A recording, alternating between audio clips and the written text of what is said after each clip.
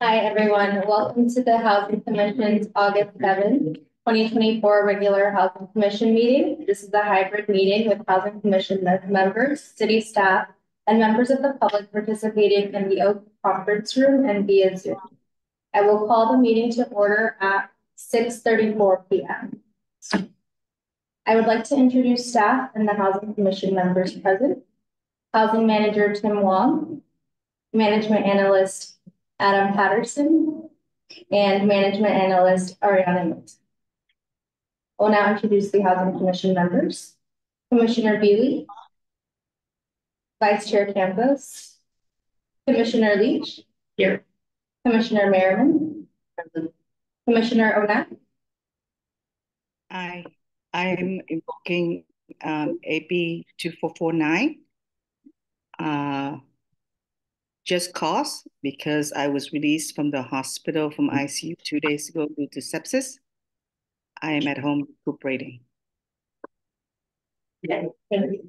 Commissioner Portillo. Tim, would you please provide instructions to the Housing Commission and members of the public on how the meeting will proceed? Okay, thank you, Vice Chair Campos and members of the Housing Commission. Welcome everyone to the August 7th meeting of the Housing Commission, and thank you for attending. Staff will engage cameras and microphones to make presentations and respond to the members of the Housing Commission. For members of the public who are in attendance and wish to provide public comment on an item for tonight's agenda, after the chair calls for public comment on the item you wish to speak on, for virtual participants, please engage the raise hand function at the bottom of your screen. From those who are calling from a landline or cell phone, please press *9. And for those in person, please complete a speaker card. I think, if not, okay, great. There are some in the back table. Please complete a speaker card, and when that item comes up, just bring it to my desk and I will introduce you. That concludes the instructions, and I return the meeting to the Vice Chair. Thank you. Under public comment, the public may address the Housing Commission on any subject not listed on the agenda. Each speaker may address the Housing Commission once under public comment for a limit of 3 minutes. You are not required to provide your name or city of residence, but it is helpful. The Housing Commission cannot act on items not listed on the agenda, and therefore the Housing Commission cannot respond to issues brought up under public comment other than to provide general information. Tim, do we have any public comment? I don't think we have any. None at this time. No public comment. Next, we will move on to item D. We have a couple of presentations tonight, and I will turn it over to staff. So thank you, Chair. Yes, tonight we have 2 presentations. And I would like to note that tonight, these are presentations. These are informational items only. No action will be taken on them, but there is the opportunity for the presenters to receive questions and feedback from the Housing Commission. And just for the public's knowledge, they are making these presentations because they have submitted what is known as a notice of funding availability. They have requested funds from the city for proposed affordable housing project. And it's typically the process that NOFA applicants make presentations before being considered for funding or recommended for funding by the Housing Commission and ultimately with the City Council.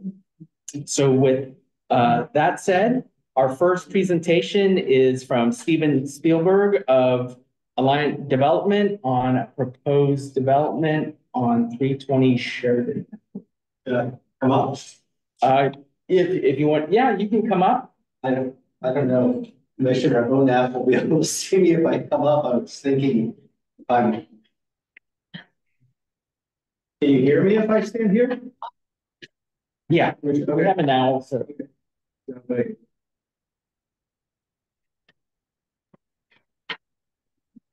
Go in the presentation mode.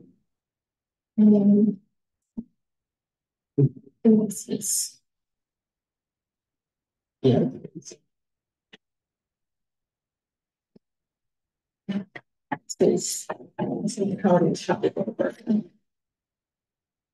Yeah.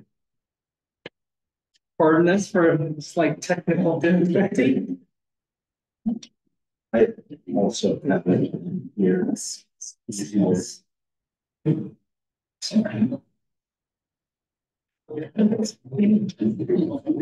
That might be it. Yeah. We go back. All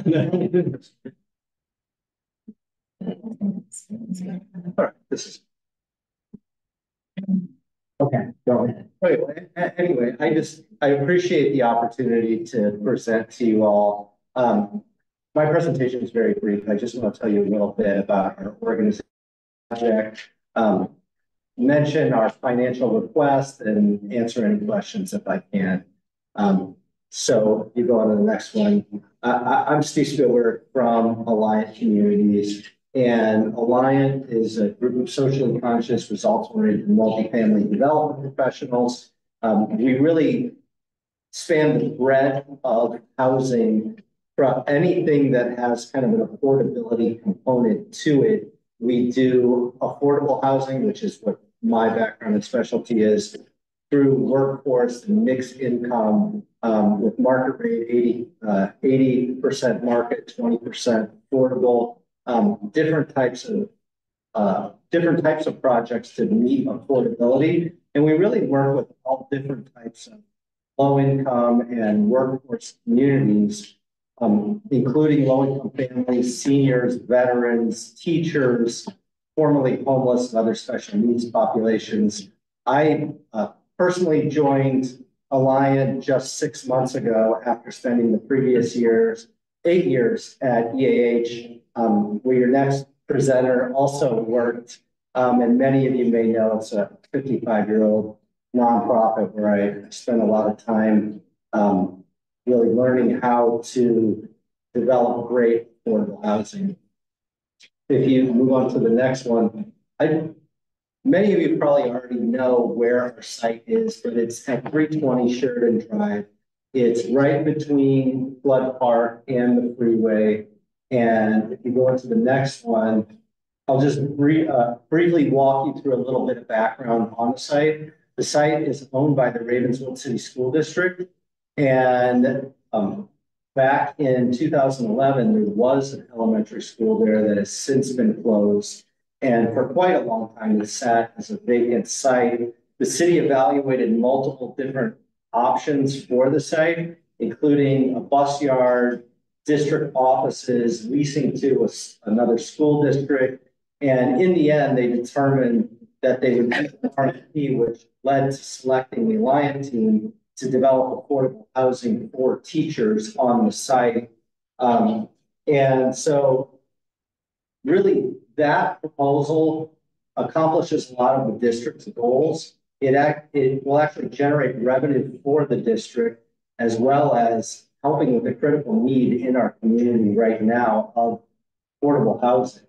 If you go on to the next one, I'm going to run through just a few overview slides so you get an idea of what the project is.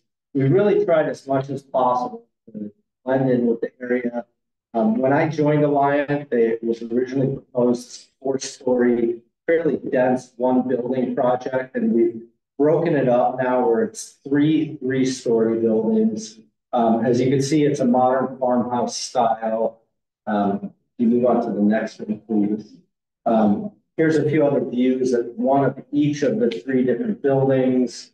And the next slide has just an overview of our site plan. As you can see, we're planning access to Flood Park. And you can move on to the next one, thanks. So really the idea behind the site is that it will provide 88 units with a preference for teachers and district staff. We are looking at how we can carve out these for Menlo Park live-work preference. And it's going to also have a mix of income anywhere from 30 to 80%. And that's inclusive of 1-bedroom through 3-bedroom units. And so the project is really meant to leverage federal and state tax credits. And months ago, we submitted an application to the city for just under $3 million. It's really critical for us to have a financial commitment in order to get to the next step. We've reevaluated how much that might be. As many of you may know, a lot of the other funding sources, no one generally likes to be the first source into an affordable housing project. So an example is San Mateo County, who you really need to walk in the door with $1 million in order to be competitive in their funding competition. And so we're really kind of now saying we'd be very happy if the city would commit even $1 million to the project. It would really help us move the project along. So yeah, beyond that, I just have a timeline up so you could kind of see how the project might move along. Our big hope, which is not materializing, is that we would be entitled by August 27th and submit for our tax credits then. Unfortunately, that's not going to happen. So the next opportunity for tax credits will be sometime next year. The tax credit committee has yet to announce their schedule. So this is supposing that we're going to make it to somewhere in the springtime, potentially an April tax credit round. And if that happened, we'd be ready to open our doors in 2027. And that's pretty, yeah, you could go to the next slide, but that's pretty much our, my whole presentation, our project. Yeah, these are people that may live in the building. I had fun putting this slide together, but yeah, happy to answer any questions about project, company, anything. Thank you for your presentation. This item is now open for public comment. Tim, do we have any public comment? Do we have anybody in the audience? Okay, very good. And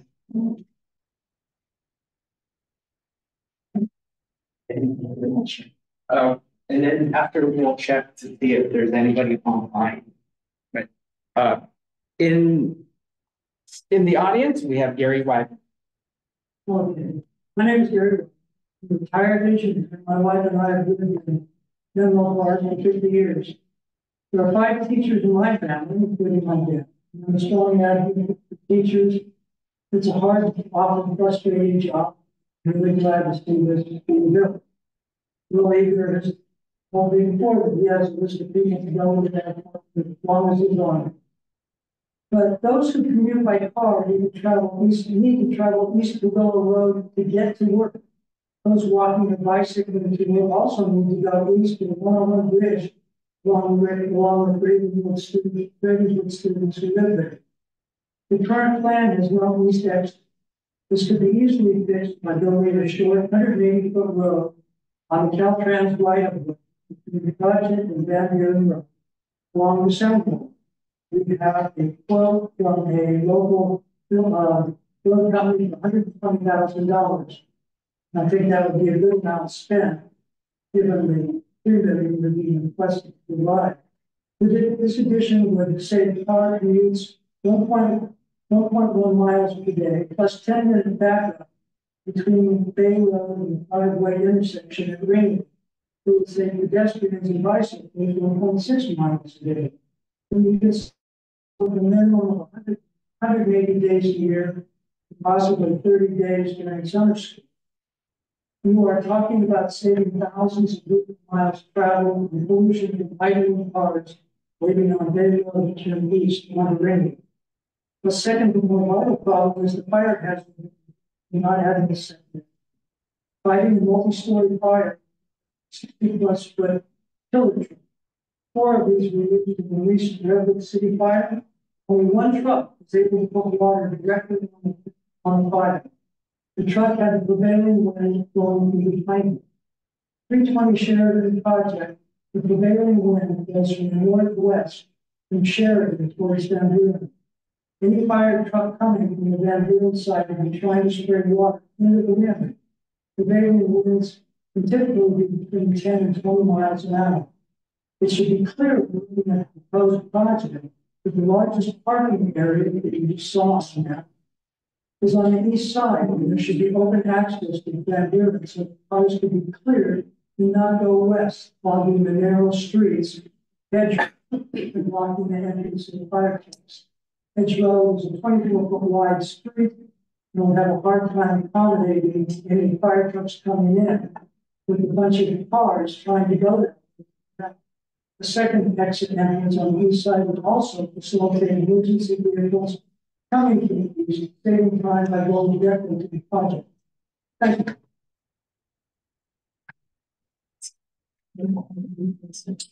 At this point, is there any other public comment?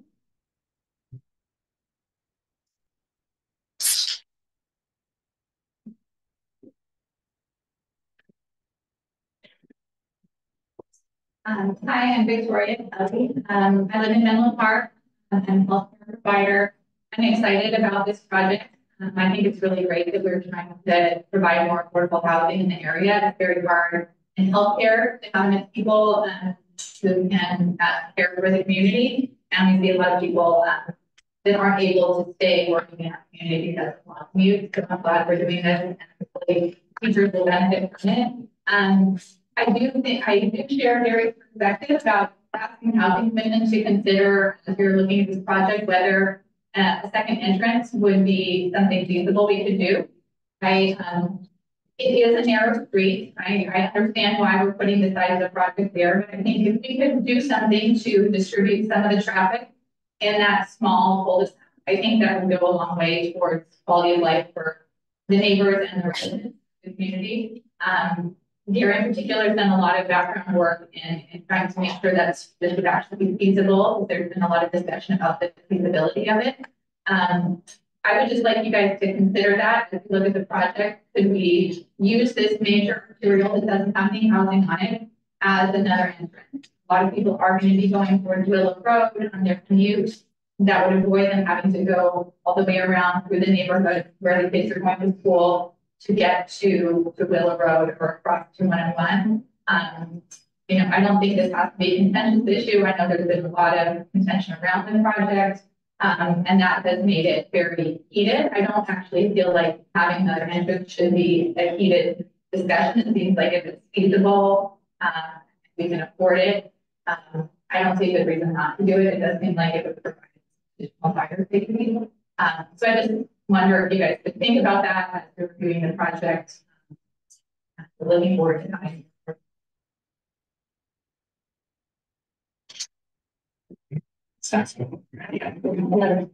Do we have any other public comment?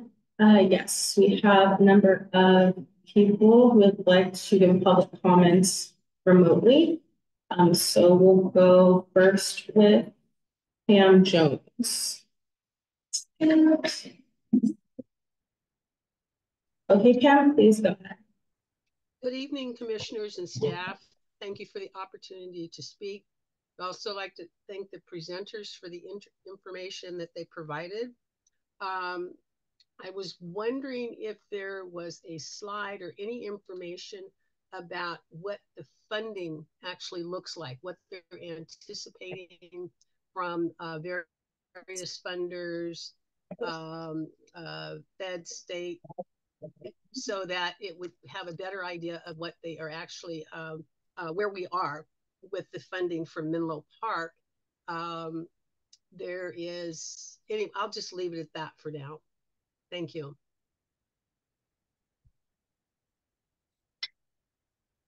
Thank you for your comment. Next, we're going to hear from Ken Chan. Okay, go ahead, Ken. Hello.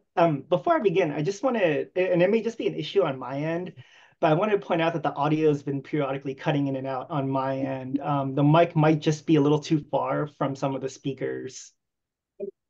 Okay.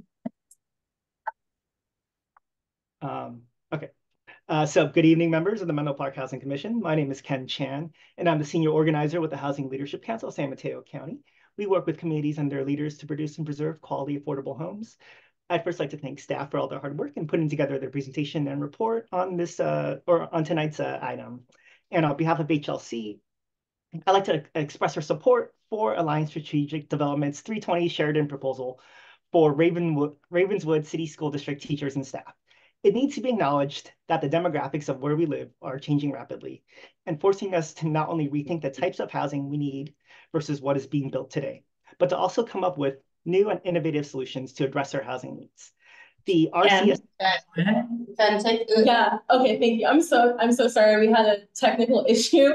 I hate to have you go all the way back and say your comments again, but if you could please do that for the record, we'd appreciate it. We're sorry about that. No worries. Can I have the timer reset as well? Yeah, of course. Wonderful. Thank you. So from the top, good evening, members of the Menlo Park Housing Commission. My name is Ken Chan, and I'm the senior organizer with the Housing Leadership Council of San Mateo County. We work with our communities and their leaders to produce and preserve quality, affordable homes. I'd first like to extend our appreciation to staff for all their hard work in putting together their presentation and report on tonight's item. On behalf of HLC, I'd like to express our support for Alliance Strategic Development's 320 Sheridan proposal for Ravenswood City School District teachers and staff. It needs to be acknowledged that the demographics of where we live are changing rapidly, forcing us to not only rethink the types of housing we need versus what is being built today, but to also come up with new and innovative solutions to address our housing needs. The RCST homes for teachers and staff can be one of those solutions, but only with your support. If we don't plan today for the housing needs of the people in our communities, people like your district's teachers and staff who make this community what it is, your community will lose what it values the most, what it values most about living here. It's been proven that at this point that we all thrive when we live near our places of work. These homes reduce the stress caused by the time and expense that your teachers and staff spend commuting.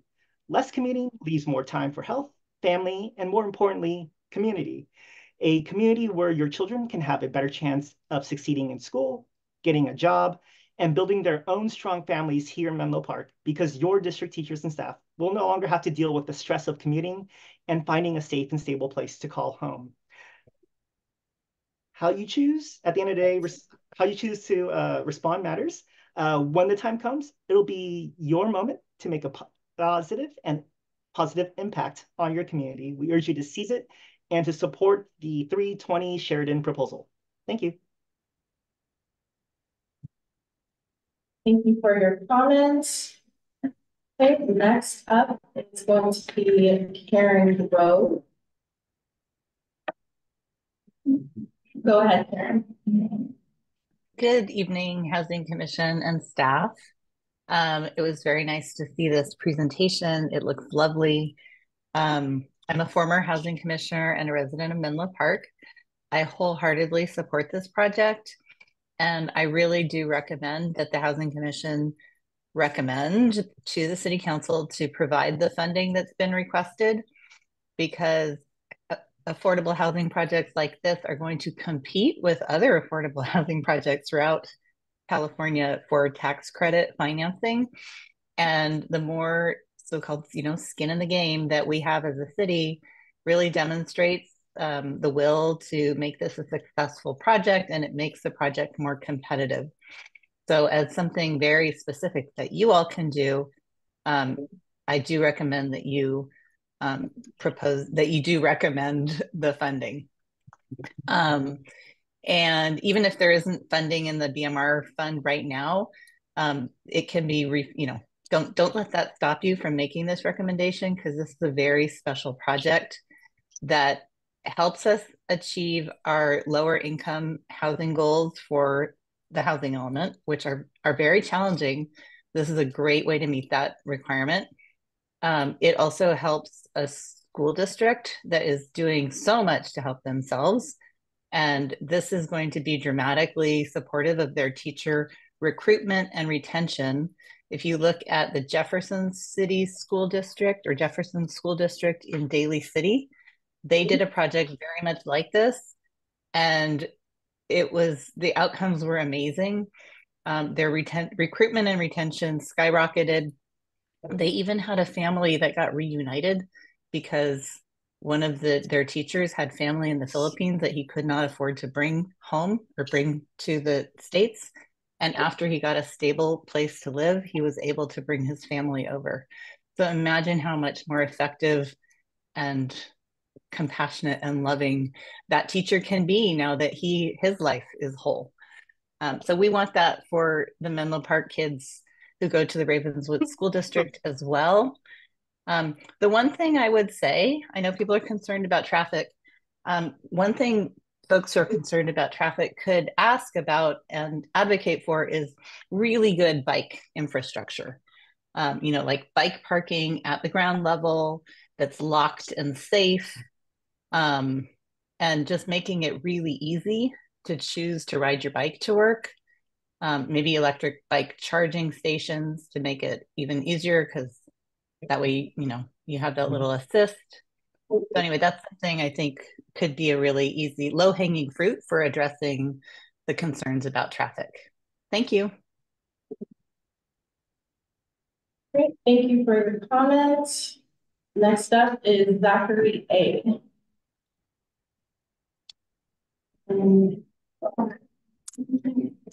Hello, I'm a member of Menlo Park Forward organization, trying to get these projects and forward approved in order to increase the diversity and well-being of our community. This project is very important on many levels, as have been addressed by other members and other members of the public. My main focus here is I'm a circular economy professional, and I am a little bit concerned. Well, I think this project needs to be voted on as something to move forward. I'm a little bit concerned with the impact on the community from a sustainability standpoint, particularly when it comes to the way in which the building is going to be constructed and the area around the building and how that's all going to be done. So I would love to hear more about the plan on that and the focus on that, because I believe that we can reduce the cost to construct this structure by anywhere from 10 to 25%. By focusing more on the sustainability aspect of it and alternative construction methods. And secondly here, you have a start leasing date of somewhere in 27, probably sounds like mid to late 27, given the tax credit delay. I almost wonder if we could focus a little bit more on moving that timetable forward by switching to a hybrid or more modular construction. Something that would reduce construction times by half. Also, more than likely, I have to look at more in detail on your project, but it probably would reduce your costs significantly as well. So if the goal here is to have a project that built in a reasonable amount of time that provides housing for those really important individuals, educators in our community, I think we need to spend a lot more effort on the actual construction of the building and the actual building itself. And lastly, I did attend boarding school in a school called the Robert Louis Stevenson School. And every time that they have built more housing like this on campus for their faculty, it has increased the quality of the education. Now, that's obviously a private education, but this school would not exist without this sort of housing because Pebble Beach, Carmel is even more difficult of a place to live than here. So this is a key element to creating a solid education system, because yes, I had the opportunity, but a majority of us don't. And that should not stop us from having an excellent education. So thank you for your time. Thank you for your comment. Next is going to be Karen. Hello. Yes, I've been listening to Suburban Park wanting a second access for a very long time. No one ever mentions where the second access ends up. It goes into a 23-unit family homeless shelter, and it goes into another neighborhood, the Flood Triangle. Yep. It connects to Van Buren Road. Van Buren Road is a very busy road. It has a pedestrian bridge that comes over 101 and has children from many schools going across it on their bikes and walking, and in both directions. It's dangerous to put more traffic onto Van Buren Road. Flood Triangle has never connected to Flood School and should not now. The city of Menlo Park would have to pay to build a new road. As a taxpayer, I know of a lot of other roads that need repair, including my own street, before I'm willing to spend money to build an unnecessary road. Thank you. Thank you for your comments. Next is going to be Wendy Schendler. And go ahead, Wendy. There we go. Good evening, Housing Commission. Thank you, Mr. Spielberg, for your presentation. I just wanted to follow on to what Carolyn just told everybody, to mention that she and I put together a petition regarding driving an entry exit through to Van Buren. We've left with the Housing Commission a petition that we put together by going around Flood Triangle to get people's input on their concerns, also about the safety and the interference with Haven House. Thank you, that's really it. Thank you for your comments. Next up, we have Anne. Go ahead, Anne.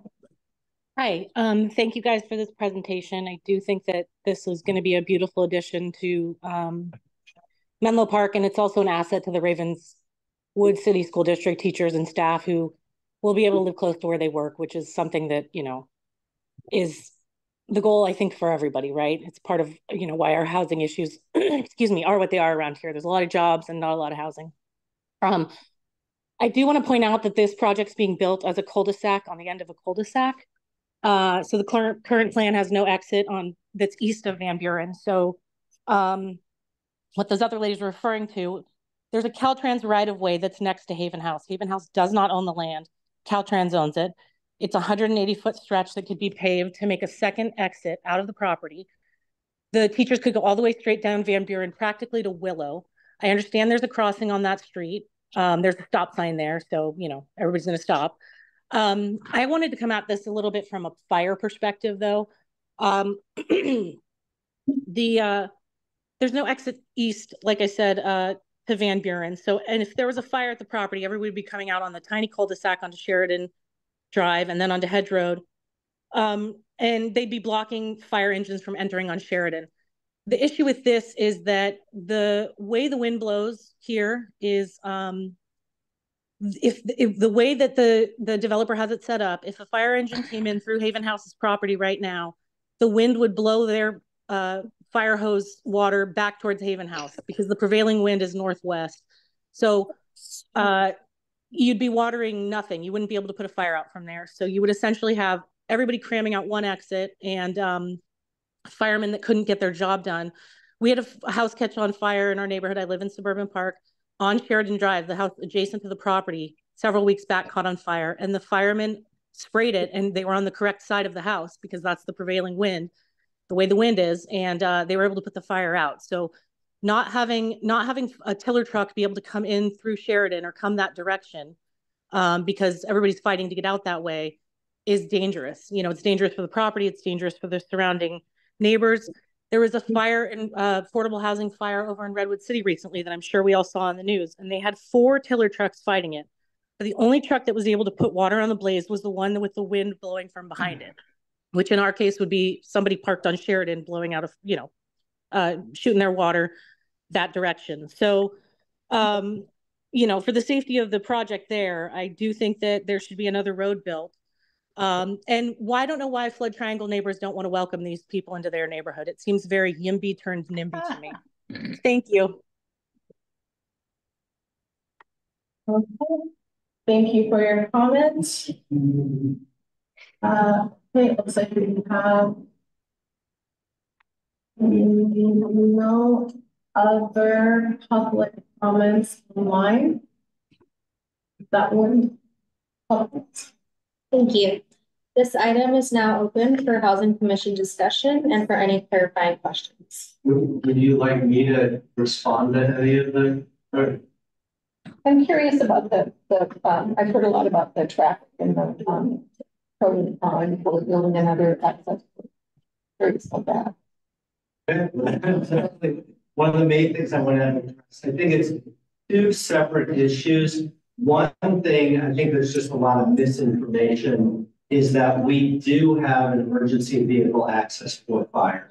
And if you want to pull up my presentation again, and you can see where it is. Well, sorry to make you do this, but if I could interject, a couple things. Typically, yes, public comment is just public comment. Okay. Q&A. And also, this is the Housing Commission. When it comes to land, this project will be going through the entitlement process, which means it will be going through the Planning Commission and potentially to the council. I don't, depending on the level of review. So when it comes to those land use issues, it will be thoroughly vetted as part of the entitlement process. Okay. As we go through, we can give you updates of the process of where it is in the entitlement stage, but it's more appropriate at those times. And thank you very much for the commenters, but yes, there's no requirement to. Not our purview. That's part of it also. The Housing Commission has no land use control. Okay. Regulation. Okay. Gotcha. So thank you for clarifying that. I was going to bring that up because I think it could be a very lengthy conversation that really can't move through our commission. Yeah, okay. But I appreciate hearing what the commenters have to say, because we'll certainly be following this. And just, I know there's a great number of questions that we might add. I plan to focus my questions later on finances, on the financial analysis, the way in which the units match the population, the need, to the breakdown of the units and who the units will serve. So, whenever you're ready for that. Thank you, Mr. Bunker. And just to remind the Housing Commission, this is only a presentation, no action taken. Right. The note for request will be presented at a later date. Part of the entire NOFA process. Yes, they're ready. I think Leslie first. Menlo Park is very interesting. It's a zip code, but not everything is within Menlo Park. So can you just clarify this is within the city limits and not in the unincorporated county? It is within the city limits. And pardon me, I understand that there are multiple school districts yeah, 5, that's what I heard, in Menlo Park. So while the site is in Menlo Park, Ravenswood School District incorporates part of the city. But yes, since it's in the city, we have the purview to review this. And has the city or city attorney looked at a legal analysis related to the preferences of the project? That's in discussion. Yeah. My employer has done such analysis on a previous project, and it resulted in the preference being expanded. And I want to make sure that before we're asked to commit funds for this project, that we know what the impact will be on the folks that live in Menlo Park. It's not just because my mother is an aide in the rural school district that I asked this, but it is important to know, which teachers, and if this is funding from the city, how is that really going to shake out? And I've seen it often come together kind of at the end, and that's a difficult place for the jurisdiction to be with our candidates. Very good. And just response to that. It is a live work, not strictly a live preference. It is a live work. On a number of units, and landed on that? We're still talking. It's still part of the process. I'm also curious about financial analysis that city staff may have done. There wasn't much of it. So, well, it is a presentation. We will be bringing something much more thorough to the Housing Commission when it's actually considered the NOFA recommendation. Okay, so I'd love to give you a preview of the things I've been looking for. I've been looking for the nature of the Ravenswood School District's contribution and whether or not this particular money would offset any kind of ground lease payment. I think everybody coming to the table, skin in the game, as I heard from former Commissioner Grove, very important concept, but you know that should be quantified. Also curious to know which cycles the county is, what are the timelines related to the county funding? The timing really matters on this, that we want to make sure we don't miss it by a day, and these guys are then out for a year. That's tragic when that happens, and it does happen. So you really want to make sure that we're paying attention to that. And, you know, meetings get canceled, things get pushed back, and so we have to build in some buffer to make sure that they have what they need there. Okay. And then this is the last piece is really, it looks like the breakdown of the units are 50-50, ones and then twos and threes kind of together. And so I asked for your analysis of any kind of demand survey or something that's been done for at least, you have a bit of a target population with the Ravenswood City School District. And so what do those teachers need and want? I say that unfortunately from the perspective of having gone through that in the city of San Mateo, and it was challenging to meet the needs of what people wanted educators in that city. And so you really want to make sure you build it. Very good. Thank you. I'm just wondering, how much is the total project? Can you all hear me? Because I don't see that part in the presentation. How much project cost in totality? Project costs, I don't have that information in front of me, but I can get that information to you based on their NOFA application. Thank you. I have a couple of questions. I'm very interested in this facility, but I want to know if there's an HVAC system that's going to be in place. Also, how much forestry is going to be taken out and put in, and also the electrification of the units. Are they going to be electrified? Meaning solar panels? Those three things I'm interested in knowing. Just like Commissioner Merriman's questions, we can make sure to address those when the NOFA application comes to your for your review. You can.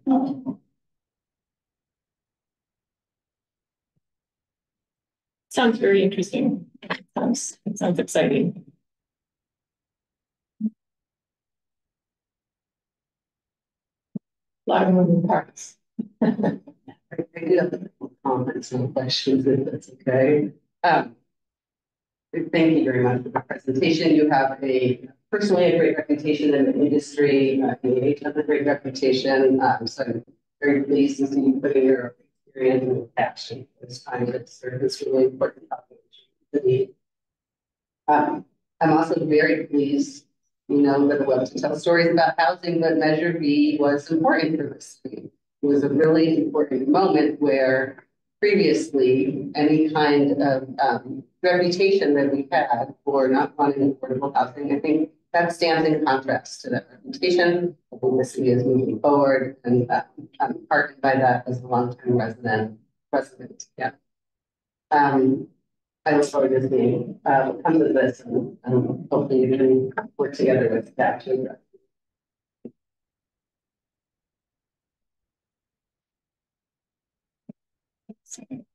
You can ask any other. Do we have any other questions? comments?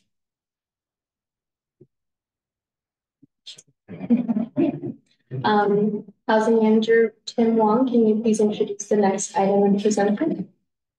Very good. So this is item D2. We have a presentation from Dixie Voss from Eden Housing on another proposed project located at 1162 El Camino Real.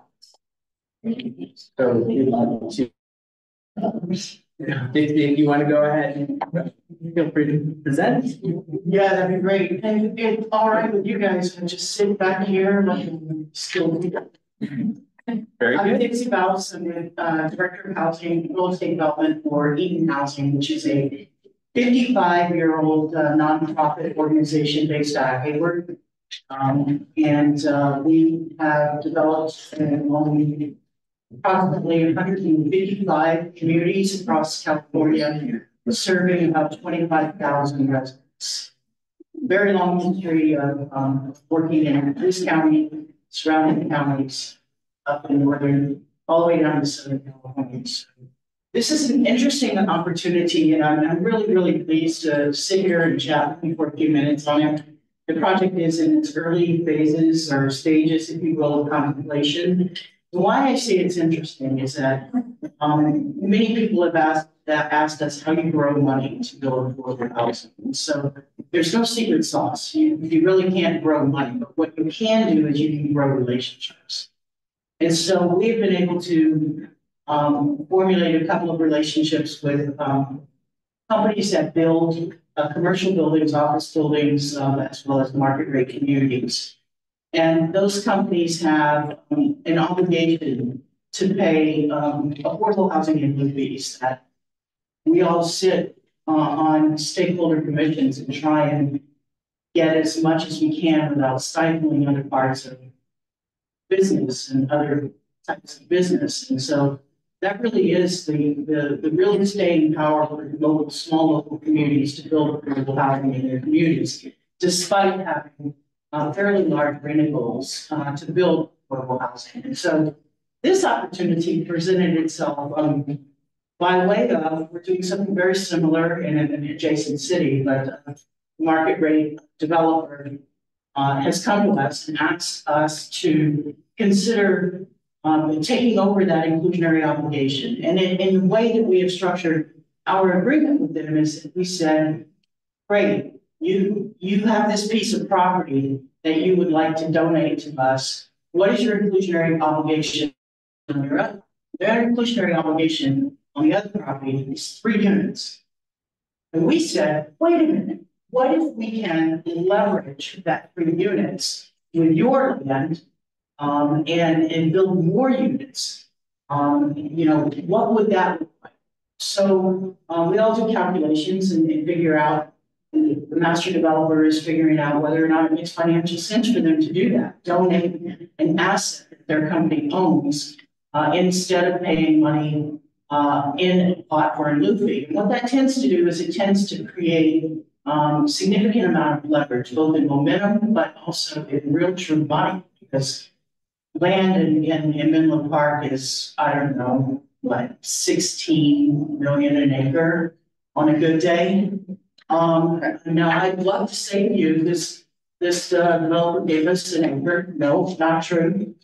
Gave us, the contemplation is very small parts. And so in order to right size that piece of land where it's situated and located is prime walking distance to a multimodal transportation hub with Caltrain, downtown Menlo Park, tons of opportunity to live in a community, walk in a community, play in a community, and serve our community of seniors. And that's what our plan is to provide for senior housing, 26 affordable units of senior housing, so not 3, but 26. So that leverages that relationship. We come to you for our ask is $2 million, and that is early money ask. The city is not approved, so I want to make sure we know the city is not approved yet that negotiation with the master developer on taking this alternative in lieu fee solution. And so that will go in front of City Council for consideration. But what we do know is that this project is not feasible without other dollars. And the dollars that you have in your NOVA will greatly help us in leveraging even more, possibly county funds. And it sits into a way that what I call is it's small enough to be under the radar, under these tax credits, and not going to compete for the big credits that my counterpart, Steve, is going to need for his larger community. So it's kind of a strategic way of kind of getting a project in on credits that would normally possibly go to other regions at the end of the year. So you leverage a very strategic financing standpoint, as well as leverage a relationship with market rate developer to build units that this city absolutely wants and is planned for in both its housing element, in its general plan, and in the city plan itself. So the formula that we've got for the project, if you look at the screen, is really mostly a mixture of what we call one bedrooms, and I'm going to do a bunny here on studios. They really are junior one bedrooms, but they will finance like studios, and so what that means in sort of English is that the rent schedules for studios are different than a one bedroom, but the square footage lives and acts very similar to the same way. And that's so that we could maximize in efficiency, not maximize the site. We could, of course, go, thousands of stories higher, but we couldn't afford to build that, to be quite frank. So, right sizing for the financing has been the key driver in deciding how many units would be appropriate for this site in this particular location. The average affordability is going to be what we do in Eden for our senior communities is the at or below 50% of the area median income. And that is to say that we look for our people to age in place. They may be working when they get there, but eventually they're going, hopefully, not to be working and living on retirement and not moving out of our community. Because quite frankly, too many of our seniors have got to move out of our community once they stop working. And so we try and size and appropriately size that for the future, not for today necessarily. So 50% is the average AMI. So there'll be, some 30% units, some 40%, some 50, maybe even a 60% or more unit. I could really talk for a million hours because I'm a developer, but I think I'm going to leave it there and see if there are any questions and take copious notes. And but I really would appreciate your support and for the request that we have in front of me. Thank you. Thank you. Thank you for your presentation. This item is now open for public comment. Tim, do we have any public comments? We have no speaker cards. We have one person online. Attendance. And I'm going to go back and allow. It's just Karen Grove.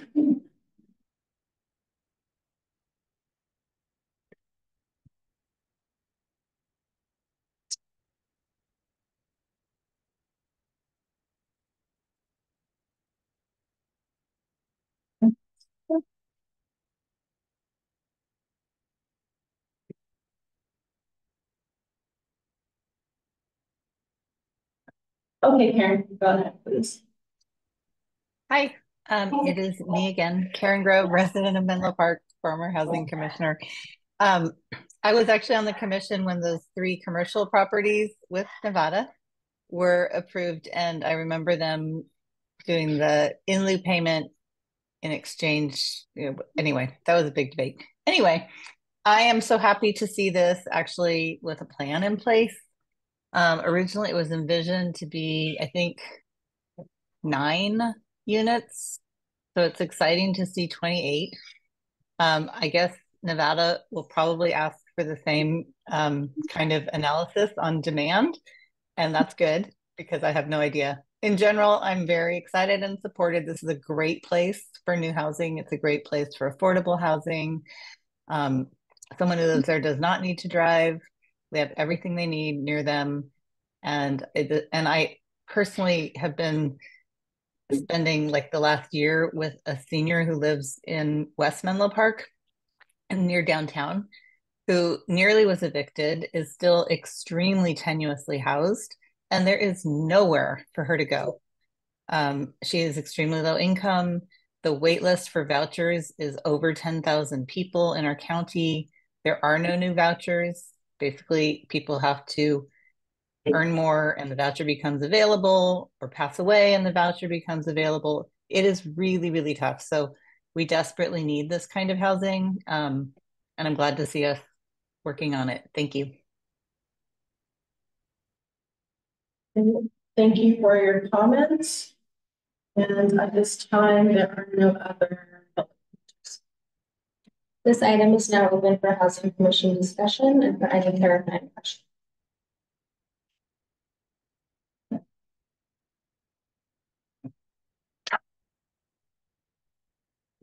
I would like to be speechless. I just do have comments, but I believe in, step up and step back. So if others would like to go first. As the new commissioner, I guess, on the block, it sounds great. And I know that, the closeness to the train is something that sounds also really positive. Yeah. I think I'll have to echo the same thing, just because especially these are elderly. Is there HVAC system gonna be in place? Obviously with elderly comes, you have to have some kind of common area for them to gather. Forestry is very important. So those kinds of things, I guess I'll have to go see.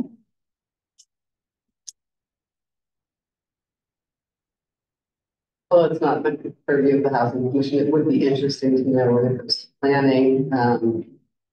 If the applicant is considering kind of stuff that I think is pretty standard for affordable housing in the contemporary era, that means,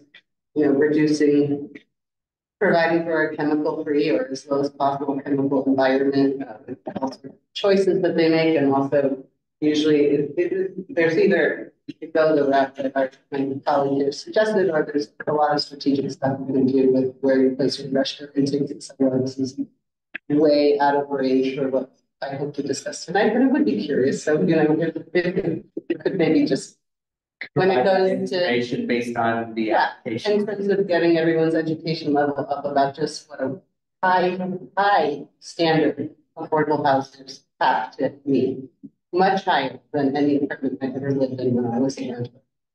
So I think that would be just helpful for general education.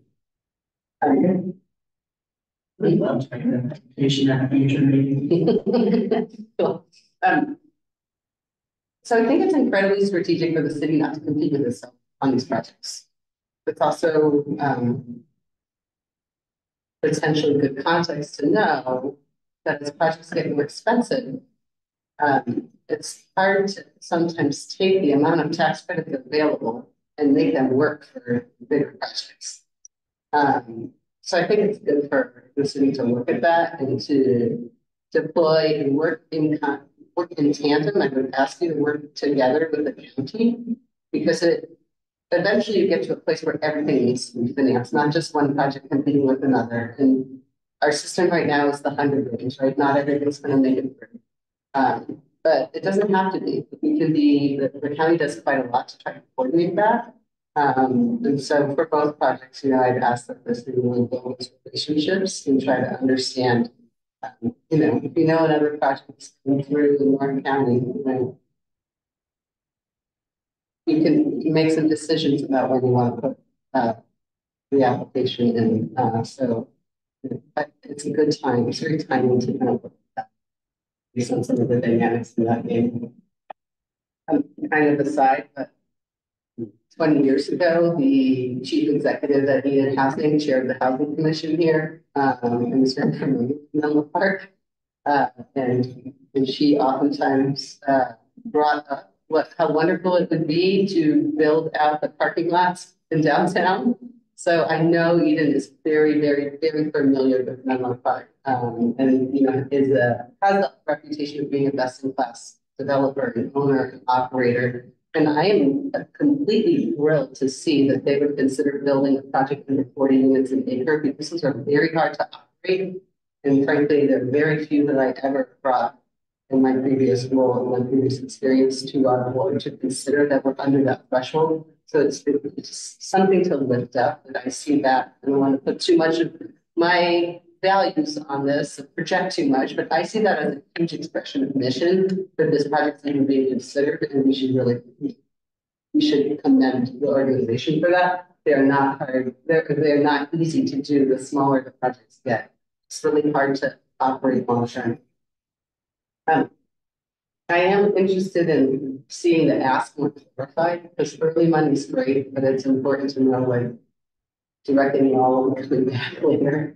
So that would be helpful to know. And the other questions about just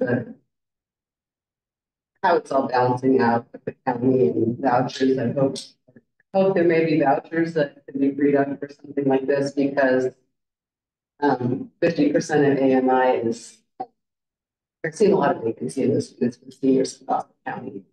It's just where fixed income folks actually fall. It's under 50. So in order to really capture where a lot of the need is for people who are at that, you can see it in the census. It's tricky, and we should consider basing the city's contribution on what will help the residents that we want to help stay there. So that means upsizing or downsizing based on who do we want to actually see there, and matching that with the information we know about our city. So kind of what are our priorities for seniors here, and how do we really match the city's investment criteria with the real public benefit, which I know that Meeting does every day, but I'm curious to know at this very hyper local level here in Menlo Park, what do we think of where it's coming in at? I think that would be really helpful for this commission to see. Yeah. That's all I have. Thank you. Do we have any other questions or comments? I'd like to add one more comment with the parking situation. I think that's also concerning, being that it's an Alpino and Menlo Park, and I know it's a zero parking area, but at the same time, I've encountered or I've seen parking in East Palo Alto, and where there's a full of apartment complexes, parking is a nightmare there for residents and for people visiting there. So I just have to point out that that has to be taken into consideration when building this building, this facility.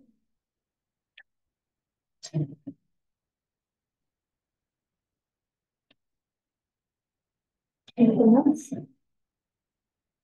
Okay, well, thank you so much for your time tonight. Thank you. I appreciate the opportunity to read all. Thank you. Under regular business, the Housing Commission receives informational presentations in addition to considering policy matters and administrative action. First, we have item E1 to select the chair and vice chair of the Housing Commission. So to recall, a few months ago, we had the Housing Commission had just selected chair and vice chair. However, approximately 2 months ago or last month, Chair Walker submitted her resignation from the Housing Commission. So the commissioner and the chairs that she moved out of the area. Therefore, we need to select another chair and vice chair. So that's where we go. Jackie, would you be interested in being chair? I believe we have public comment first. Yeah, we can start off with public comment and then open it up. This item is now open for public comment. Tim, do we have any?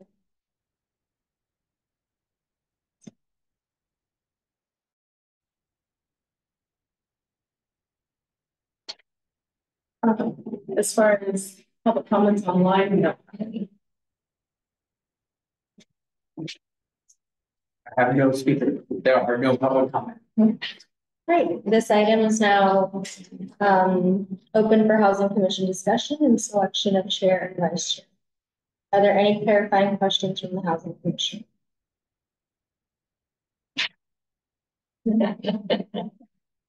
And to answer your question, I actually will be going on maternity leave very soon. So taking the position of chair. Congratulations. That's very exciting. I vote for Miss Nevada. I'll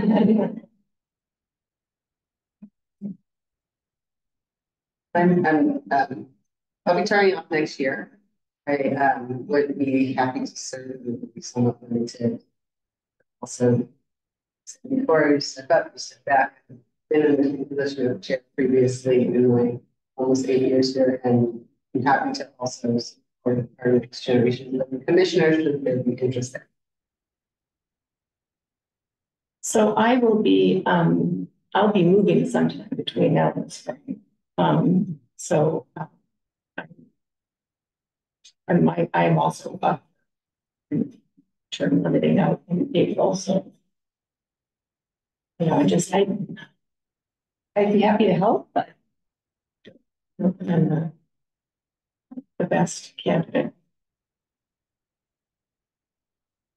This is my second meeting, so have the knowledge to be, you know, in the leadership role, but I'm also happy to learn. And so, you know, also based on the need of commission, I'll what is Do you want to share maybe what the requirements are, like what the commitment is of being chair? I'd be happy to. As the chair, you will lead the Housing Commission meetings, and so as part of that, there is a little additional time in which we do have a committee staff meets with the chair before each Housing Commission meeting to answer any initial questions, walk through the agenda to make sure the chair is understanding of what needs to be done for that meeting, those types of stuff. And so that takes 30 minutes. But for the most part, that is the main responsibility. The chair is to chair each of the Housing Commission meetings. At times, there might be opportunities or commitments for various events potentially per the annual work plan, which we will be discussing later this evening. But those are some of the responsibilities, if you will. And so from a time commitment standpoint, it's not much beyond what Housing Commissioners do now. I think I would also vote for Nevada to start, but also, you know, maybe would not be opposed to that. Just for clarification, are you interested in stepping down from being vice chair, or just kind of basically taking some kind of a pause, leaving some sort of commission and have the intention of coming back? I do have the intention of coming back, but I don't. Okay. Let us not be Sunnydale, where a city council member needs to be have a vote of the rest of the council in order to have a baby. Complete relic of the past, and assumes that women aren't our council, so when we make decisions, then let's do better. Yes, okay, if you all. I'm sure you know. Yeah. What about Previous chair, no, I'm curious if you're in a place where you want to. Can she hear us? Commissioner O'Neill, are you interested? Thank you, but I experienced a personal tragedy this year in my family, and I recently had sepsis, so I need to concentrate on my health. I am recovering, but thank you. I think whoever takes the position will do a great job. This is my last year on the commission, and I do not intend to return. Thank you so much.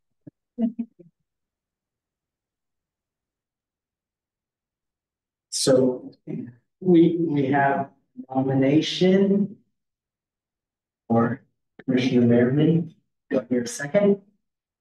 Second. Seconded by Portillo. Call roll.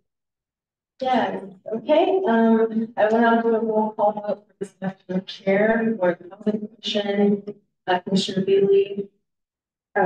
Yes. Vice Chair Campos, Yes. Commissioner Leach. Yeah. Commissioner Merriman. Yes. Commissioner O'Neill. Aye. And Commissioner Portillo. Aye. Okay, the nomination passes for Commissioner Merriman as our new chair. Congratulations. Thank you for your support.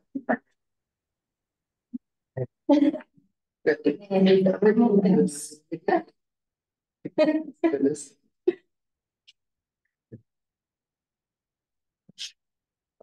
Actually, I will. Oh, I just handed mine. What? So, Commissioner, if you want to, the next. I'm happy to. Next up is to approve the Housing Commission meeting minutes. For April 3rd. We're doing the vice. What's that? The vice. Oh, we're going to do the vice chair. Yeah. Oh, vice chair. I wasn't sure how that. Unless you want to continue. But Considering that Nevada will be finished in April, and I'm not sure when I will be back, I think we should maybe skip it next year. Okay. All right. Procedurally, I think you resign. Oh, okay. Because you, let me clarify that. Yeah. Because she is currently the vice chair. So she wishes to step down to elect another vice chair. It is to go through another vice chair election. When you step, do you know when and to take a maternity leave? It will be after. I don't know when exactly. But I'll keep my position. Okay. What? Yeah. Okay. Yeah. That's great. Okay. So. Thank you. Okay, shall we move on? Next item is for us to approve the Housing Commission meeting minutes from April 3rd. I move to approve the Housing Commission meeting, or do we need to do public? First, we'll do public comment. Do we have anybody who's interested in commenting? There's no one online for public. Thank you. Do we have a motion? So moved. And a second? Thank you. So we have a motion by Commissioner Leach, and a second by Commissioner Portillo to approve the Housing Commission meeting minutes for June 5th, 2024. I will now do a roll call vote. Commissioner Bailey. Aye. Vice Chair Campos. Aye. Commissioner Leach. Aye. Chair Merriman. Aye. Commissioner O'Neill. Aye. And Commissioner Portillo. Aye. Okay, the motion passes. Thank you. Item E3, select an additional presenter and discuss updates for the Housing Commission annual report to the City Council. Go ahead. Good evening, staff, commissioners, and members of the public. My name is Anna, and I am a management analyst for the City of Menlo Park Housing Department. Tonight I will be giving you a brief introduction into agenda item 8.3, which is to select an additional presenter and discuss updates for the Housing Commission annual report out to the City Council. So just to give some background, back on June 5th meeting, the Housing Commission selected Chair Walker and Vice Chair Campos as the presenting group for the annual report out to City Council. As previously mentioned, Chair Walker has now resigned from this commission, which has now created an opportunity for the Housing Commission to select an additional presenter to join Vice Chair Campos on the report. Additionally, the Housing Commission recommended not conducting a feasibility study for the downtown parking lots as part of its initial presentation content. However, it has come to staff's attention that the feasibility study is actually currently underway and will be reported on by another presenter. Therefore, the commission might want to reconsider including that particular topic as a part of their report. And then lastly, staff would like to provide an update regarding the actual report out date. After speaking with our city clerk, we've been asked to move the Housing Commission report out date from August 27th to September 10th due to the August meeting being very agenda heavy. So if that date works for our reporting group members, then we will change it and then inform our city clerk. Thanks, and I will return the meeting to the chair. Thank you. We are open to public comment. We do not have any public comments online. Well, then we'll bring back to the commission for our questions and discussion.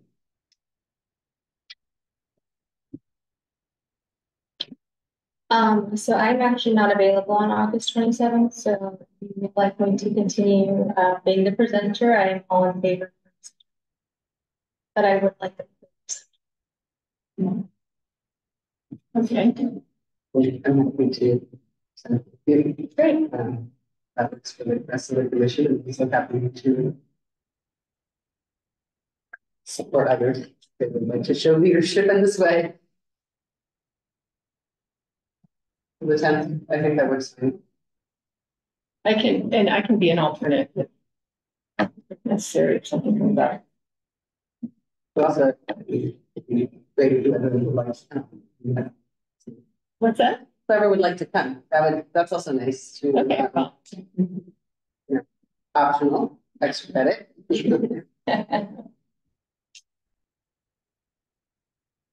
So do we know the timing of when the feasibility report or study will happen? I think that's pretty much the only question I have, because we looked through a number of times this particular presentation. I think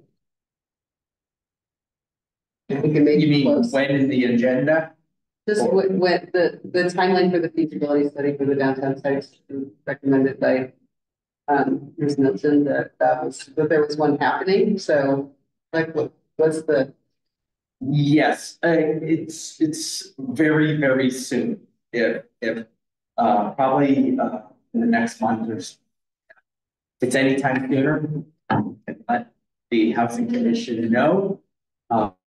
Yes, it's very soon. It was so close to being completed that it's like hence suggests that Housing Commission may want to focus on other aspects of its presentation with that new information. And are we expecting to have a September meeting?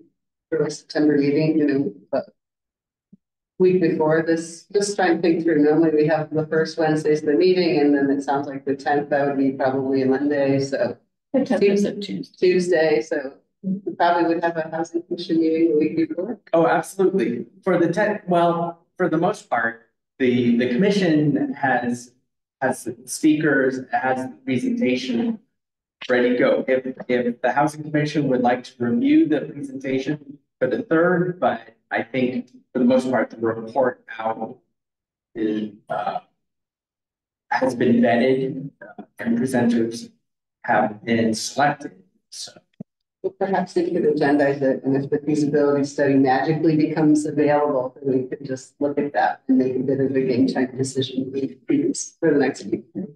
okay, all right, we'll get an update on the council, and any updates on that, I will let the housing commission know.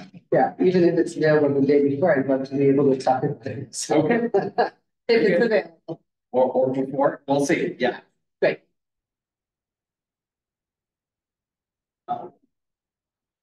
So we have a subcommittee now that is down a member. But we now have a 6-person commission, right? So if you would like to continue with that subcommittee, it is fine too. However, considering the report, the subcommittee was specifically or organized for the report. So the report out in the Housing Commission's opinion is done. It's the continuation of that. only something to talk about. Okay. And okay, then. We do need I see you need a motion, but is there anything else? Do you know at what point in the agenda we do the presentation? Presentations always come in the very beginning. I don't know if they're absolutely in the beginning, but they're at the beginning portion. Meetings. And how much time do we have? Typically 5 to 10 minutes. Yeah.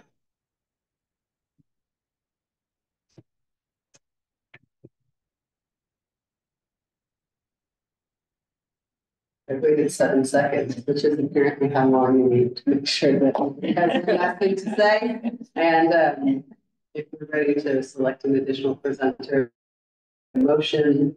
And so somebody wants to make a motion. I moved that Nevada, because you were saying you were going to go with her, be the additional. Okay, so we have a motion by Commissioner Leach, to select Merriman as the additional presenter for the Housing Commission annual report out to the City Council. I will now do a roll call vote. Commissioner Bailey. Aye. Commissioner Campos. Yes. Commissioner Leach. Yes. Chair Merriman. Yes. Commissioner Arnott. Aye. And Commissioner Portillo. Motion passes. And just to be any slide updates.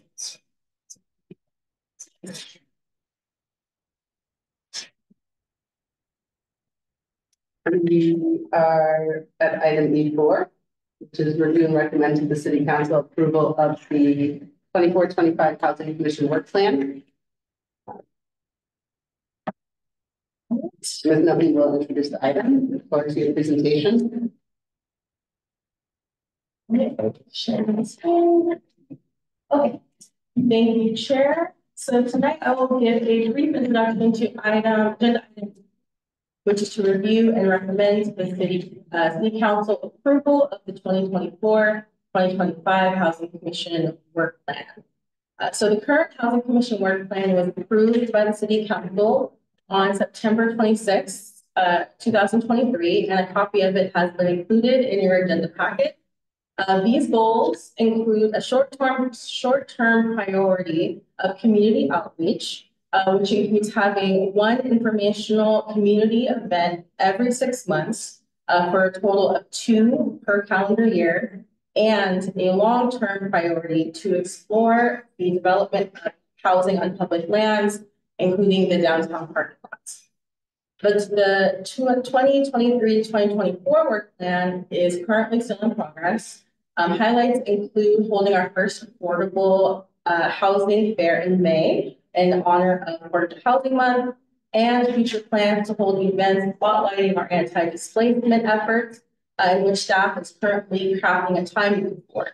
We are exploring ways to get community outreach for and organizing community events to get feedback. As a side note, staff also welcomes your thoughts on how you all, as the Housing Commission, can contribute as we primarily like start to put together our approach to an anti-displacement strategy. Therefore, staff recommends that the commission maintain its current work plan for 2024 to 2025. However, if there are any changes that the commission wishes to make to it, staff recommends that we discuss and implement those changes prior to September 24th. And thank you. I will turn the meeting back to the chair. Thank you. Would it be appropriate for you to just walk us through the priorities that are embedded in this? And I think most importantly is that we've worked for a long time to get a housing element that's certified and done. And in that roadmap, it says we're going to do a lot of things. And in your professional opinion, you know, how well does our work plan really align with the things that we now really have to get done? So, I mean, as far as the work plan goals, community engagement, like I did mention earlier, we have taken a step to satisfy those goals with the affordable housing fair that we put on in May. Again, we want to do one more community outreach event by the end of the year, having one for 6 months, one last 6 months. And then this, of course, will help increase diversity for community participation. Anti-displacement is a huge endeavor that we want to be able to move forward on as well. Putting together a timeline for how we're going to implement anti-displacement efforts. We're figuring out how we're going to organize our community events, our surveys, polls, to make sure that the programs and policies that are defined in the housing element program, H2.E, which is what the anti-displacement efforts are in relation to, get focused on and get up to the community so we can see which of those policies that resonate the most with them, so that we can kind of hone in and kind of go through like a tiered approach to figure out which ones are going to be the most viable. And then as far as, again, number 3, focusing on the affordable housing on public lands, i.e. the downtown parking lots. Housing Commission is going to bring that up as far as the report out goes. That's a major thing that I want to touch upon and communicate to the City Council how important it is. So yeah, that's kind of the outline for the work plan goals. And again, staff is recommending that you continue on with these goals through the next year, because we've made progress on them, but we haven't gotten exactly all the way there yet. And we feel like we can continue moving in the right direction. Great, should we have a public comment? Sure. But before we have public comment, thank you, Ariana. Just real quick. Yes, as she mentioned, community engagement in anti-displacement. She mentioned we're putting a timeline for the program needs to be completed by 2026. So we're moving forward with that. And as part of it, looking into how the Housing Commission can be part of that entire process. Community engagement, getting word out, have you. So we will be provide greater updates as we start that how to do the anti-displacement. But it's a good reminder, there's going to be a fall presentation or as per the annual work plan. So maybe that's something the Housing Commission may want to start thinking about. Talks about providing information in education. So as part of the annual work plan, how does the Housing Commission proposed to put something together. And then secondly, in regards to the affordable housing on public land, understand that the Housing Commission wants to get the process sooner than later. But are there any specific actions that, in addition to what's in the slide about making it a priority sooner than later, are there any specific actions, any specific implementing items, if you will, that the Housing Commission would like to participate in during this process, understanding that it's going to be a lengthy process, but how would the Housing Commission like to participate in the development? If the Housing Commission has any specific ideas to achieve that question. So, sorry. Well, thank you for adding that. And it's not lost on me that we are now more fully staffed than we have been previously. So I think this will be, it's a richer discussion to look at these goals, knowing that we have more support of the city staff to really plan thoughtfully. Do we take public comments and then we can do questions? Yeah. Okay.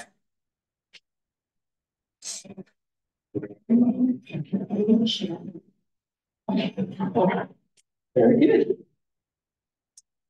We have one speaker in the audience, Mr. Schmidt. Tim, city staff, Mayor, my name is Schmidt. I'm the city's, and thanks for letting me speak for a couple minutes. I am mostly here because I was interested in the work plan that the commission's developed for reasons, but I wanted to share a couple of things that the EQC has been working with our city liaison to innovate how we work together. So one thing as you're thinking about the coming year that we've been talking about as an EQC is cross commission collaboration. So how can we think about the intersection of housing and climate and transportation and planning, and all those things are really integrated at the city level. But our commissions tend to work in silos. So we've been talking with our city liaison about how can we better create special meetings or attend each other's meetings or work on different projects that intersect. And I know everybody knows how climate intersects housing and transportation. So it's less a theoretical discussion, more about how to really work together. So I'd ask you to kind of be thinking about that as a group, because we're thinking about it as an EQC. The second thing that's really interesting, and would be happy to share more notes. We're going to talk about it in the upcoming EQC meeting, is how to get students more engaged in the city very directly. So we're working with the fourth grade teacher at Baltimore to get her students integrated into the work that the EQC is doing. So project plans around environmental stuff, maybe it's EV charging, or maybe it's something around the impacts to the school and its climate action plan, or things like that. We're looking at working with Menlo Park City School District, potentially Ravenswood and others. So the concept behind that is really just kids from about fourth grade on how to contribute. And it really is beneficial for them and for the commission. So I wanted to share that because it's something we're actively working on. We're going to discuss it as a commission in about a week, I think is when our EQC meeting is. So if you're interested to join that, but we're happy to share notes for our city staff liaisons. And I wanted to share those with you directly because the more commissions that can think in that collaborative way, both students with each other.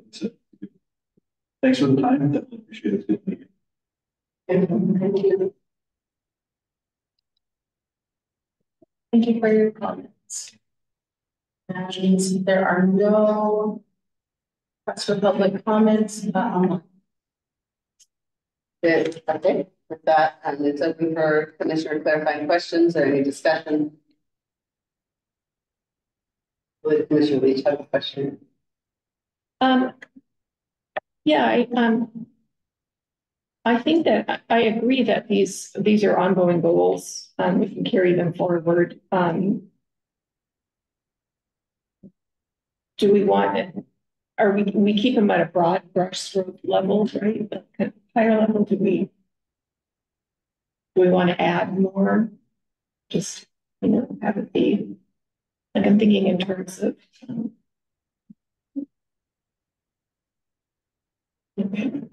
no. It's they're big goals, particularly, I guess the community engagement.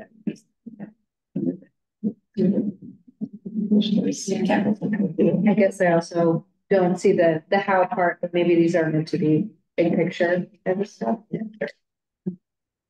Something amazing. I mean, that seems to make sense. Yeah, that would be my question. And I don't have an answer. It's just, do we, that we have, because we have like a specific goal with community engagement. And maybe we don't, maybe we can only get so specific with anti-displacement and affordable housing on public lands. And we're covering that in the report. I mean, my 2 cents is that these have been long-standing goals. We've only gotten so far.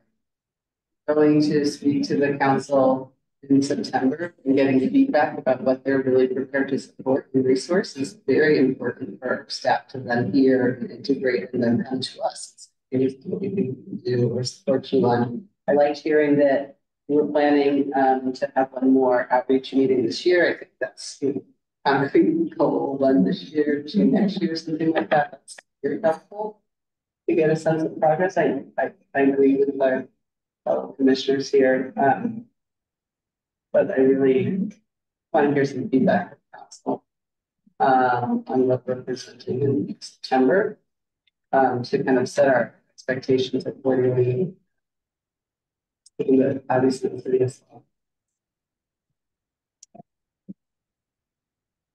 I guess just, you know, the displacement relocation information is just like, it's gonna live online, I'm assuming, or maybe that's kind of more my lack of knowledge. I mean, I'm not sure. I guess that's what we have to determine. I think we could also have staff to look at it with respect to the 2 presentations we just heard in terms of the operationalizing some of the values that we have in terms of if somebody is displaced from Bellhaven, are they able to live in the work preference building that we saw previously presented by Alliant, things like that. And connecting those real ways that our policies can live through the work that we actually get to see. You know, we do so little that's on a approval basis. It's just really the BMR agreements, right? So how can we see these policies come through the work that moves through this mission that we really want? Things I was thinking, and I have absolutely no idea if this is really out of pocket, not what we do. As someone who has owned my house for a long time, and I don't make it to them, you know, it's right, but I just have owned my house for a long time. And I know a lot of other people who have owned their house for a long time. They have no idea like what we're talking about when we're talking about affordable housing and what the income levels that people need to have even to qualify for moderate housing and low income housing. I'm wondering, along the lines of the development of affordable housing on public land and anti-displacement, is there some information campaign, you know, some op-eds that I could write without violating any rules? I mean, I'm just trying to think of it. Like that. Commissioners have written op-eds. Yeah. So do we, I mean, in terms, so would that be some kind of level of granularity, including, you know, some education? Like I know we're doing, or do community outreach to let people know about affordable housing, and it's super important for people who really need this. But I think there's a, you know, I do like an in-person education campaign for anyone who can't run away fast enough, you know, and kind of do a little download on them about like some of the statistics that I've been stunned to learn. And I think it's, people are surprised, generally speaking, they really have no idea. Would you feel comfortable putting that as a future agenda item topic? We have that suggestion over on the agenda. The future. There's later on in the agenda, we are able to suggest future topics. So might that be something that we I think the goal of community engagement is true. However, I'm just wondering, how are we measuring the effectiveness of our community engagement events? Like, are we tracking participation? Are we tracking how many people that attend those events are then taking advantage of the resources or applying for the affordable housing?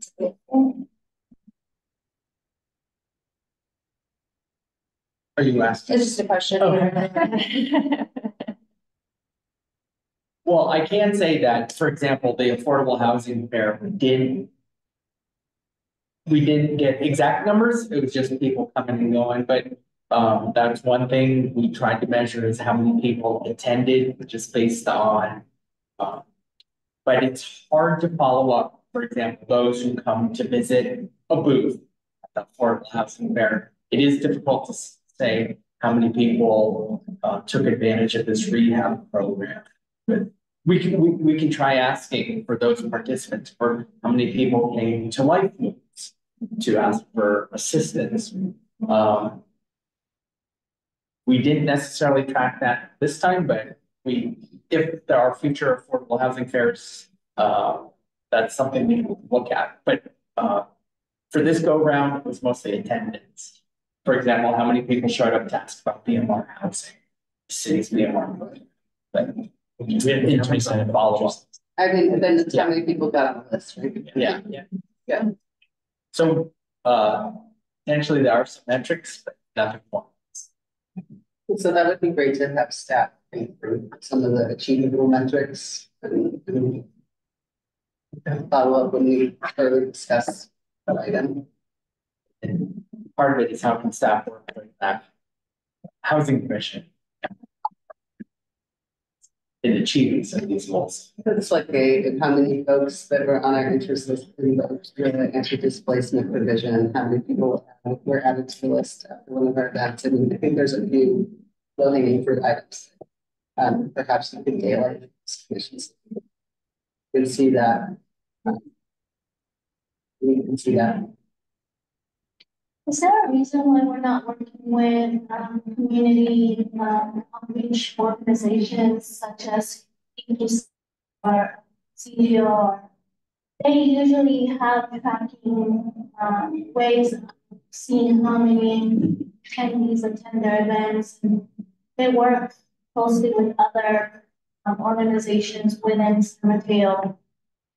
We're just not sure why this community engagement events we can't join with another organization within the city or the county to kind of host an event.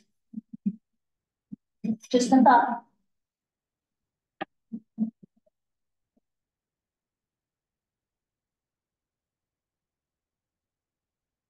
I'm hopeful that when we talk to the city council, we can impress upon them how we would like to have the city source the commission and some of these goals. There is the question of the staff time to implement each of these and us having, or we do have to somebody make some choices about work on. Do you agree with that? Just want to point out that in terms of timing, these annual work plans will be going to the council on September 24th.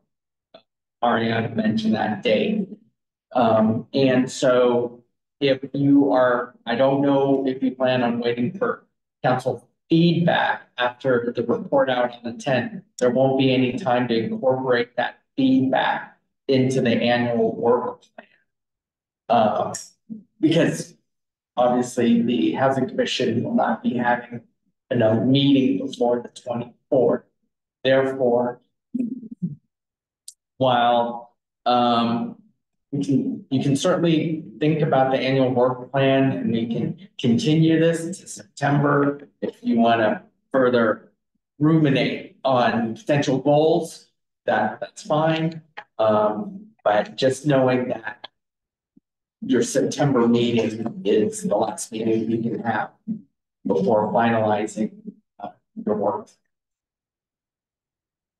I mean, I would propose that we do that, but we continue it so as staff can potentially answer some of the questions that we've had and synthesize the discussion a little bit around metrics for community outreach, about how to either partner or resource if you have ideas that would make sense. It's always one thing for commissioners to post something. It's an entirely different thing for staff to actually be able to do that. So it would be helpful to know what you have in mind, if anything there, and give us a little bit more time to think through. Maybe also we can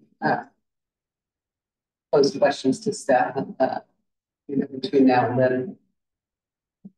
Yeah. Do we have any more? That's fine. Just from a staff perspective, this is the Housing Commission's annual work plan and understanding that these, as mentioned, higher goals. So can think about metrics. However, it's more what actionable items does the Housing Commission want to achieve this upcoming year? As mentioned, yes, to have 2 meetings,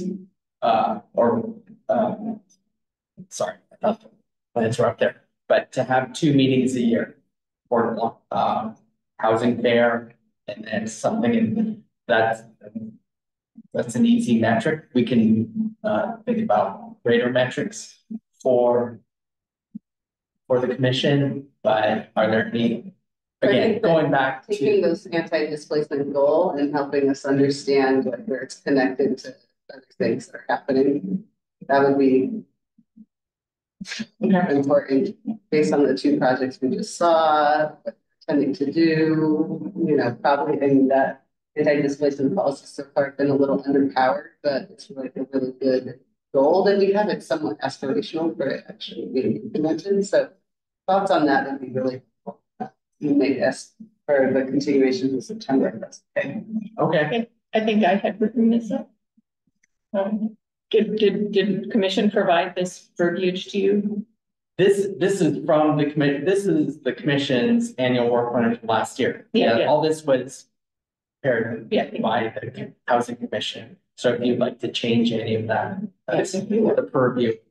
And I generally supported this, but I want to make sure that this crop of commissioners is also supported it.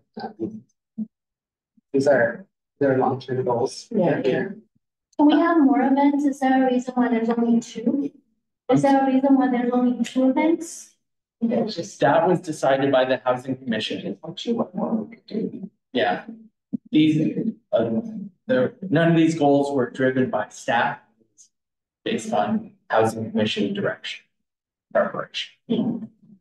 It'd be good to have more events, either small or webinars. Yeah. If we're talking about costs, there's always ways of bringing the costs down. I'm not sure what the budget is for each event. I think it was, some of this was done during COVID. So it was, was here going public and then just, finding it out. People were commissioned to do it, but I think more than 2. I mean, yeah, and if you're talking about engaging with other nonprofit communities that have more outreach to the community, it would just make the efforts more tangible, more worthwhile, I think. Any other feedback? We're going to talk about it in September. I could do another run at, send it to you because it's so. You send it to them. If they wanted to take a look at it. Yeah, if you like, send it to staff and we can send it out to the rest of the commission for their review prior to the next meeting. Some more things to think about. Yeah. Thank you. Value, which really is gift of the pen. Oh, good. Okay, we do not have to. Do we have to? We're going to continue this, so there's no. Yeah, just a motion to continue this item till September further discussion. Is there a motion to continue? So moved. Second. Second. Thank you. Thank you all for your comments there. Continue to work on it. But All right, yeah, you can take a roll call. Okay, so the motion by Commissioner Leach and Commissioner Portillo to continue the item of reviewing the City Council approval of 2024-2025 Housing Commission draft work plan to the September Housing Commission meeting. Do roll call vote. Commissioner Bealing. Aye. Commissioner Campos. Aye. Commissioner Leach. Aye. Commissioner Merriman. Aye. Commissioner O'Neill. Lost her. She's here. Commissioner O'Neill.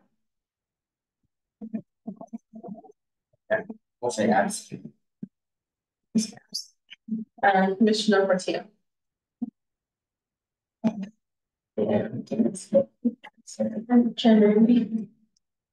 The person announced, oh, yeah, aye. Okay, yeah. The motion. Thank you. Move to reports and announcements. We'll ask for commissioner updates first.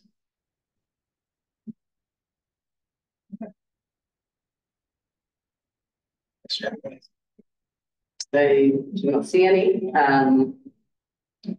Two, if there are future agenda items that we would like to see, this is a great time to propose. I see Chair O'Neill is here now.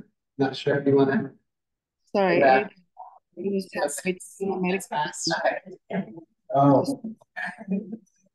So, yeah. Thank you. Well, I was asking about potentially talking about doing op-eds or, educational breaking stuff up. Yeah, I heard if there was a informational or educational item that in a particular topic that would be good to know. What kind of piquing of interest. I'm thinking talking about just making people aware of what the statistics are. The number of people on all the stuff that we talk all the time that people here, how many people are on the BMR list, how it takes to go. Just like letting people know. May I suggest that sounds like very much an outreach action item that we can discuss next meeting when we continue to talk about the annual work plan. Okay. The Housing Commission can feel free to revise its annual work plan, include whatever you may want to propose. So part of what I'm wondering is, what are the limitations? Can I say have a reach out to the commissioner, or if I'm writing an op-ed? If you want to write something on behalf of the Housing Commission, then the Housing Commission, you can certainly write anything you want as a private individual, not as a housing commissioner. Mm-hmm. If there is something that the Housing Commission wants, it has to be as part of the entire Housing Commission. But also, we can check with the city clerk about the limits. I've written op-eds that we disclose our conflicts of interest. In housing, I'm a housing commissioner speaking on behalf. Yeah. Yes. Same thing. The city clerk and city attorney are your friends. Okay. But here, yeah, collectively as the Housing Commission, if you're this is gonna be part of the then yes, the entire Housing Commission has. These other items include, do we have anything else? Just to let, there will be a BMR agreement scheduled for this September meeting for 3705 payment. That's that's another item that will be on this next month's.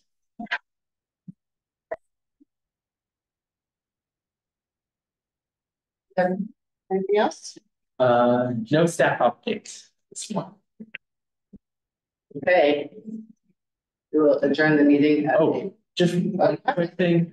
The understanding that we have a commissioner, it's out, the recruitment is occurring at this this time. Was there any other updates from this morning's meeting? We have a number of applications and city council will be reviewing them next weeks.